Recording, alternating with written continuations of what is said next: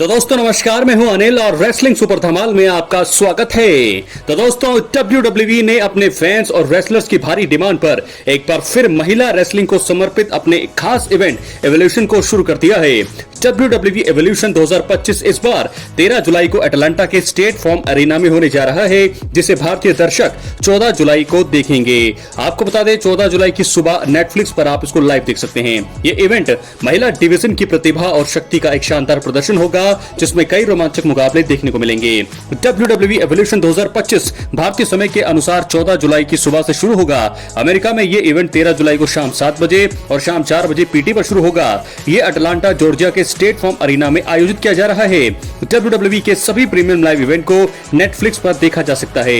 Netflix पर न केवल वर्तमान इवेंट्स बल्कि WWE के इतिहास के पुराने इवेंट्स भी दोस्तों अवेलेबल हैं।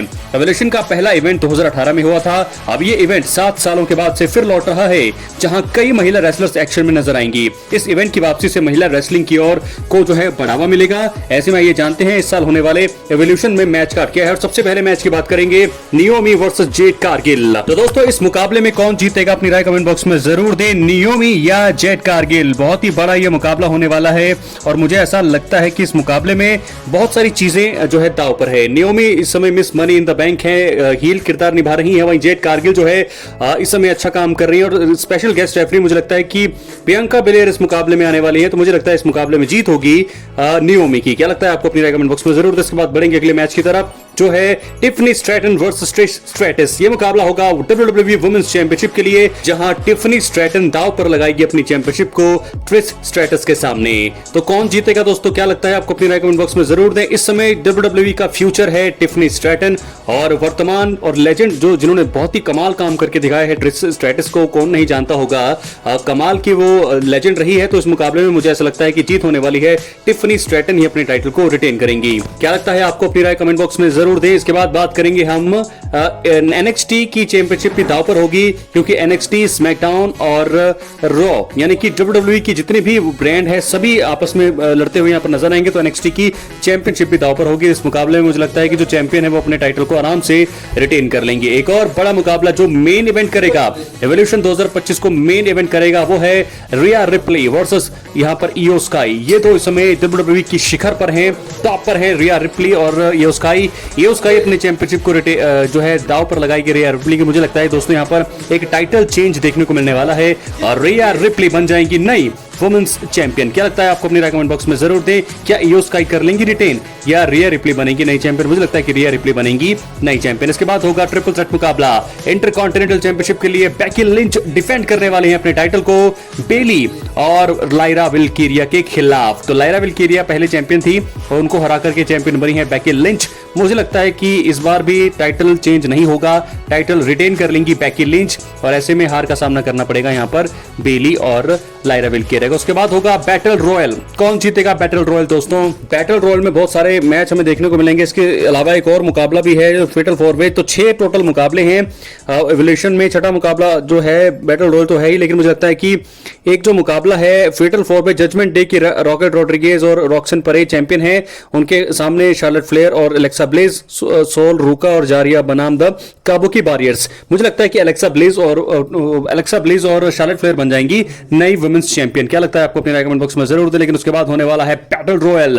कौन जीतने वाला है इस बैटल रॉयल को। कहा जा रहा है कि पेज की वापसी होगी, कहा जा रहा है कि टोनी स्टॉर्म भी आ सकते हैं यहाँ पर आ सकती हैं रोंडा राउजी भी, और यहाँ पर आ सकती हैं पेज और एजे ली। कौन जीतेगा बैटल रॉयल। मुझे लगता है एजे ली जीतने वाली है। क्या लगता है आपको मेरे कमेंट बॉक्स में जरूर दें। इसके बाद हम बात करेंगे सैटरडे नाइट्स मेन इवेंट में गोल्डबर्ग का आखिरी मुकाबला खत्म हो चुका है। अपना करियर जो है उनका खत्म हो गया है WWE की दुनिया से, अब वो रिटायर हो गए हैं। तो ऐसे में अब देखना होगा रिटायरमेंट के बाद वो क्या करने वाले हैं। दोस्तों जाहिर सी बात है कि वो अपनी फैमिली के साथ होंगे और अब फैमिली के साथ समय बिताएंगे, कुछ और काम करेंगे और बिजनेस वगैरह में जो है काम करते हुए नजर आएंगे। WWE की क्रिएटिव टीम में भी वो आ सकते हैं। लेकिन आज का जो दिन था बहुत खराब रहा। गोल्डबर्ग के करियर का आखिरी मुकाबला था, उन्हें हार का सामना करना पड़ा। गुंथर वर्सेस गोल्डबर्ग ये मुकाबला मेन इवेंट में हुआ, जहां पर संभावनाएं थी कि गोल्डबर्ग अपने जो आखिरी मैच को है शानदार बनाएंगे, हरा देंगे गुंथर को, उनके घमंड को तोड़ेंगे। लेकिन ऐसा कुछ भी नहीं हुआ। कोशिश की गोल्डबर्ग ने, लेकिन उनके घुटनों ने जवाब दे दिया। उनके दोनों घुटने बहुत ज्यादा इंजर्ड थे। इंजरी के कारण जो है वो बहुत ज्यादा कमजोर दिखाई दिए, जिसके बाद लॉक किया गोल्डबर्ग को। पहली बार जो है उठने में कामयाब रहे, लेकिन दूसरी बार गोल्डबर्ग उठ नहीं पाए और उनका जो ये इन रिंग करियर का जो सफर है बहुत ही बुरी तरीके से खत्म हुआ है। उसके बाद हालांकि स्पीच उन्होंने दी। दोस्तों, उन्होंने WWE फैंस को शुक्रिया अदा कहा, जो उनके फैंस हैं, जो उनके फ्रेंड्स हैं, फैमिलीज हैं, सबको उन्होंने शुक्रिया अदा कहा मंच पर जो है। उसके बाद कोडी रोड्स भी नजर आए हमें, कोडी रोड्स भी गले मिलते हुए दिखाई दिए यहां पर गोल्डबर्ग के। तो अच्छा मुकाबला ये लड़ा, जरूर 5 मिनट से ऊपर का ये मुकाबला दे दिया गोल्डबर्ग ने, लेकिन कहा जा रहा था कि गोल्डबर्ग इस मुकाबले को जीतेंगे। अगर ये मुकाबला वो जीतते तो और भी अच्छा होता, लेकिन सेथ रॉलिंस मुझे लगता है कि इंजरी के चलते प्लान में बदलाव किया गया है। ये WWE के जो प्लान होते हैं आखिरी टाइम में बदल जाते हैं। सेथ रॉलिंस को अगर इंजरी नहीं हुई होती, अगर वो जीत जाते तो शायद यहां पर गोल्डबर्ग को जिता सकते थे और सेथ रॉलिंस को उसके बाद तुरंत बाद जो चैंपियन बना सकते थे। क्या लगता है आपको? अपनी राय कमेंट बॉक्स में जरूर दें। चैनल पर नए सब्सक्राइब जरूर करते हो। थैंक यू गोल्डबर्ग आप लिख सकते हैं कमेंट बॉक्स में। और साथ में अब अंत में हम बात करने वाले हैं सेथ रॉलिंस की इंजरी और अब रोमन रेंस का फ्यूचर, इन दोनों पे बात करने वाले हैं दोस्तों। तो चलिए वीडियो के अंत तक बने रहें। सबसे पहले आपको बता दें, सेथ रॉलिंस बहुत ही बुरी तरह दोस्तों चोटिल हो गए हैं। वो मूव करने वाले थे, मून सोल्ट लगाने वाले थे, जिसके बाद जो है वो अपने घुटनों पर खड़े ही नहीं हो पाए और पॉल हेमन और रेफरी को उन्होंने बताया कि वो नहीं लड़ सकते हैं आगे, लेकिन फिर भी उन्होंने हिम्मत दिखाई। उन्होंने क्विट करने से हारना अच्छा समझा और मुझे लगता है कि ये बहुत ही बड़ी बात है सेथ रॉलिंस के लिए। सेथ रॉलिंस की जो है इंजरी हो गई है लेग में, और अब देखना होगा कि वो कितने महीनों के लिए या कितने दिन के लिए बाहर होते हैं, क्योंकि बहुत ही बड़ी इंजरी हुई है, जिसके चलते अब हम ये सोच रहे हैं कि mister money in the bank, उनके ग्रुप को कौन आगे लीड करेगा। उनके ग्रुप को क्या पॉल हेमन चलाएंगे? और समर स्लैम 2025 में भी अगर वो नजर नहीं आएंगे, जो कि लग रहा है, अब दिख रहा है कि समर स्लैम 2025 को मिस करने वाले हैं सेथ रॉलिंस, तो ऐसे में क्या होने वाला है रोमन रेंस का प्लान? क्योंकि रोमन रेंस की वापसी मुझे लगता है कि शायद सेथ रॉलिंस को ध्यान में रखकर ही की जा रही थी, लेकिन अब मुझे लगता है कि ये प्लान में बदलाव किया जाएगा और अब एक नया प्लान तैयार किया जाएगा रोमन रेंस के लिए। सेथ रॉलिंस की इंजरी ये थोड़ा मुझे लगता है कि नुकसान दे गई है WWE को। जो राइवलरी बिल्ट होनी थी, जो अच्छी से लग रहा था कि हो जाएगी, लेकिन अब जो है वो बीच में लटक गई है, यानी कि सेथ रॉलिंस हो गए इंजर्ड। अब वो मुझे लगता है कि कम से कम अगर ज्यादा बड़ी इंजरी उनको हुई है तो 5 से 6 महीने के लिए वो दूर होंगे।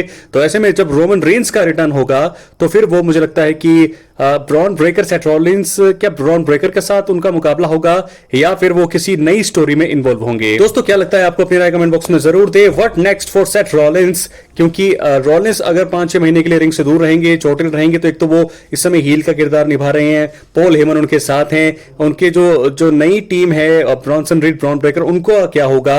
ये चीजें हैं, क्या होने वाला है? समर स्लैम मिस करने वाले हैं, उनका लिए क्या होगा?